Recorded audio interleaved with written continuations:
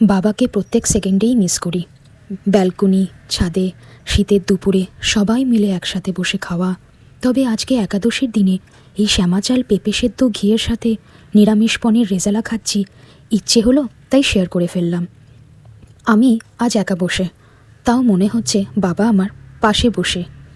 শীতকালে রোদ্রে বাবা বসে রোদ পোহাতো, সব কিছুই মানানোর চেষ্টা করছি। আমি এই ভিডিও দিচ্ছি, আমার প্রফেশন হোক কি এই সব কিছুই শেয়ার করা হোক, সব কিছুই ইচ্ছে। তবে হ্যাঁ, এইভাবে আপনারাও একাদশীতে খেতেই পারেন, বা যে কোনো নিরামিষ দিনে শ্যামা ভাতের খিচুড়ি হোক কি ফ্যান ভাত, তার সাথে এই রেসিপিটা খেতে খুব ভালো লাগে।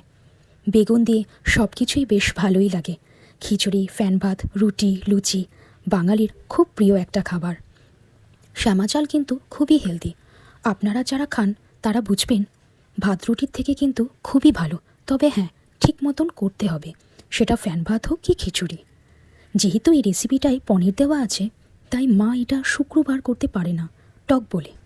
আর এই রেসিপিটা নিরামিষভাবে চ্যানেলে দেওয়া আছে, এটা কিন্তু পেঁয়াজ দিয়েও হয় থাকে।